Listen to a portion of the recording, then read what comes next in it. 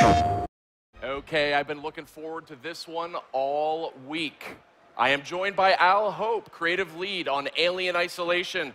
We're going to go through a little demo here on PS4. This one's coming out this October. Now, Al, this is a different take on the Alien mythos. Kind of get us up to speed on what your philosophy on Alien Isolation is. Yeah, so I think right from the start, it felt like we really wanted to make a game, the Alien game that we wanted to play. I think games based on the franchise previously had really looked towards the James Cameron Aliens experience, which is totally cool. Yeah. But I think we really wanted to really go back to Ridley Scott's kind of original vision, back to the sort of haunted house in space. But with a new story, with a new character, but really give the player a sense of being underpowered and underprepared to confront what they were going to have to face. And I guess it was really trying to let the player experience what it'd be like to encounter that original, terrifying, massive, intelligent creature.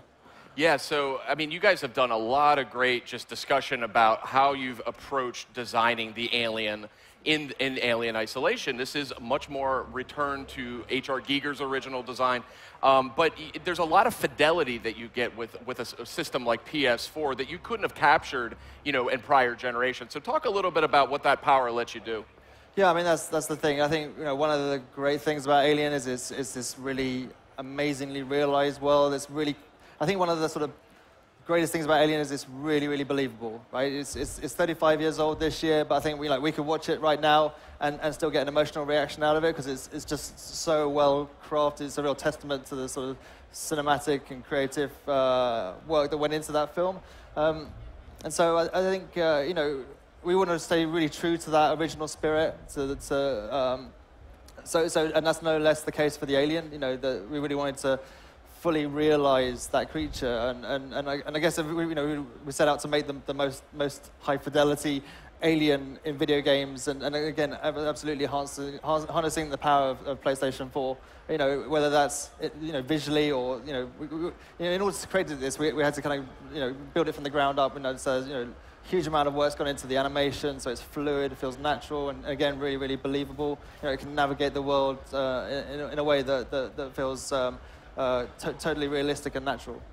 Now, one of the things I really like about the premise behind Alien Isolation, it's set after Alien, but before Aliens, and you actually play not as Ellen Ripley, but Amanda Ripley, her daughter, who doesn't know what happened to her mother. Right. And it was funny, I remember hearing this and thinking, man, that's the most obvious setup for, but nobody's done it. It's a great setup. And tell me what kind of led you to this Amanda Ripley. Right, so from the outset, I really wanted to make a game that was as close as possible to that original film. We love the whole kind of look and feel, that sort of 70s aesthetic, that kind of used future. So we really wanted to capitalize on that. And so, we needed to position a story that would enable that. And of course, we had this kind of light bulb moment, realizing there was this, in Amanda, this amazing character whose story hadn't been told. And this sort of, okay, what would happen there? What would happen if she were to confront that horror? And so I think from that moment on, and with Fox's blessing, there was only really one option, and that was to play as Amanda Ripley. Good choice. Now we're getting a look here at some PS4 gameplay. Very richly detailed environment, and I see some bad news, I think, just outside that locker. Tell me a little bit about how Amanda Ripley, or the player, interacts with the alien. So, Alien Isolation is very much about survival. It's not about trying to kill the alien.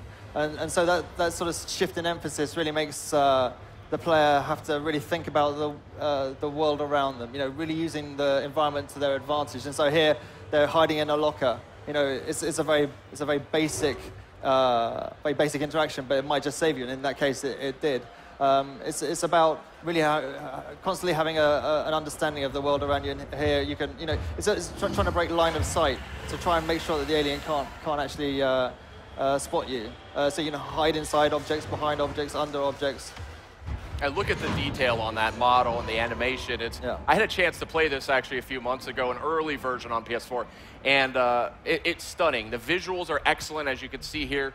Very faithful to that sort of, as you guys have described it, a lo-fi, sci-fi world. And we have a motion tracker here, which is a really effective way to jack up the tension. So I mean, you're sort of dueling wits with the galaxy's most formidable predator. Talk a little bit about what the player's going to need to do to stay out of the way of the alien. Right, so yeah, I mean, you've got the motion tracker. It's quite an imperfect device, but it's a very physical thing. We didn't want it to feel like some kind of magic map. It wanted to feel like it was something that you actually had to hold and use and look at. At the same time, we also give the player, there's a crafting system, so as you navigate through the world and explore and you find objects, you can put these components together to build tools and devices which, if used at the right time, in the right place, might change the odds. So, for example, there's this strange contraption we call the noisemaker, which is 2 speakers with a bit of circuitry, and if you throw that in the world, it starts making this really strange sounds, but that will attract the attention of anything around, and that might give you the chance to slip through. So, interestingly here, the player has just spied there's... so on the station, there's sort of small inhabitants, and they're in the same situation as the player. They're desperate to survive, and they're really unpredictable. Sometimes they're kind of positive, and sometimes they're negative. And the player's just spotted someone, and rather than find out how that's going to go down, they've decided to actually put themselves at risk and go inside the ductwork inside the station, which is a very high, intense situation here, because this is the domain of the alien. So one of the things that impressed me when I played the game was the alien, actually, the artificial intelligence. You guys actually have an interesting approach to this. The alien actually has senses. You sort of simulate how the alien behaves. Talk a little bit about that. Yeah, so I mean, I think from the start, we knew that if the alien was scripted, if it was on a preset pattern or a path, then for the player, it would start to, the scariness would start to diminish as you'd start to learn the pattern. And so we realized early on that this creature was going to have to use its senses of sight and sound to just drive its own behavior. So, as much as possible, we try and step back and just create a space and let the alien inhabit that world. And so when you're playing, it's very dynamic and reactive. And every time you play, it's a different experience. Everyone has a different story as to how they survive, because it's completely unpredictable. Now, one of the things that's interesting here, we're seeing this flashlight in action, and I was actually impressed that the controls in the game are pretty simple. It's not, you don't have to fumble with a lot of buttons, but you actually have control over the narrowness and the width of that flashlight beam. You can focus it or expand it. Talk about how that factors into gameplay. Well, so light's really important. The station is this very broken environment, and so being able to navigate your way is a really important part of the game. It almost acts as a puzzle in itself. That's something that really occupies the player. And obviously, with the alien around, you're having to navigate under a huge amount of pressure. And so light is important. But of course, at the same time, if you switch your light on, then that's a massive beacon to the alien. And so you have to use, again, it's using what you have at the right place at the right time, and using it, in a way that will help you to survive. Now, I love this effect here with this dazzling sunlight sort of blasting through these windows. I think this looks so good. This is such a good-looking game on PS4. It's also on PS3, though, as well. Yeah, that's right. And, for a long time, we were developing on PlayStation 3, kind of solely. And the core experience for both platforms is the same. I think we got some real rocket scientists back at the studio, and we're using our own proprietary tech on these platforms. And it really, I think we knew what we wanted to make from the start. We wanted to make this really immersive experience, which would be about lights and it'd be about effects and about sound. And so it felt like the right path for us was to create our own technology in order to deliver this. It's kind of a bespoke just for this game.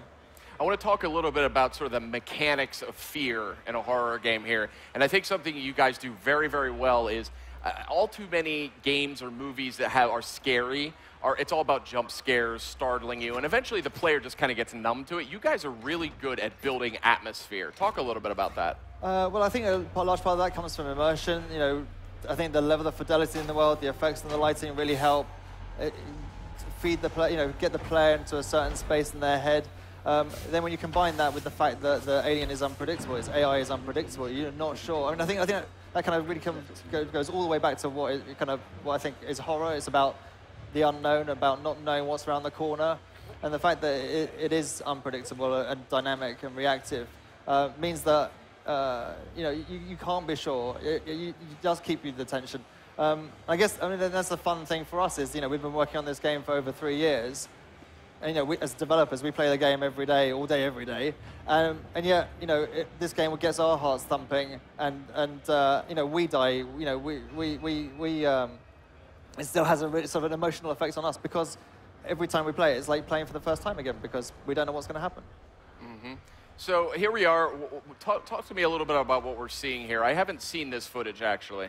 So in this part of at E3, we're showing a new slice of the game from the main campaign, and here the player is trying to they're trying to hack their way into the system, but they've now been approached by and attacked by these really super tough and super strong synthetics. I prefer the term artificial person myself.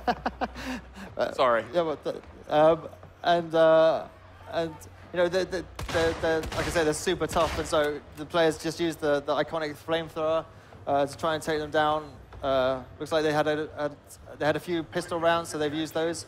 But the player also has an EMP mine, which hopefully they'll use that. This is bad news. Okay, so that's stunned it, and hopefully we'll go in and try and finish them off. Now these synthetics, as we've seen from the first film and from the second, are quite tough. Yeah, I mean, so the station is run by a different corporation. It's run by Seegson, which is a new part of the universe. They're nowhere near as advanced as Weyland-Yutani, so this is their version of. Well, they can't produce androids at the same level as Ash, and so this is their kind of much more back to basics version. Like I said, earlier, during the game, they are positive, and they help the player. But it's unpredictable. You're not sure which way they're going to go. Now, I did see a handgun come out there at one point to shoot the synthetic, it looked like. I'm assuming if you try that against the alien, that's not going to get you too far. No, that's not going to be very effective at all. I mean, I think the interesting for us is putting these things in the world and just letting the player choose how they use them. Yeah, there is a pistol.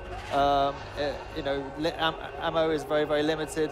And it really is a high risk. You can use it, but it's going to make a huge amount of noise, and that really is going to attract the wrong kind of attention. And so, again, it is about using the right thing at the right time in order to try and survive. I mean, here it's interesting. The players looking like I think they've just found the alien.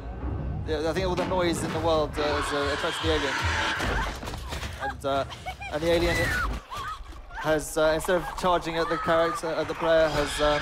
Gone back into the vents, gone over their head, and come back behind them to get them. So quite a smart way of tackling the threat of the player. Nice. Okay, well, I think we're just about out of time, but Alien Isolation is coming out this October on PS3 and PS4. That's correct. Thank you so much for joining us. I'm really looking forward to it. Definitely one of PlayStation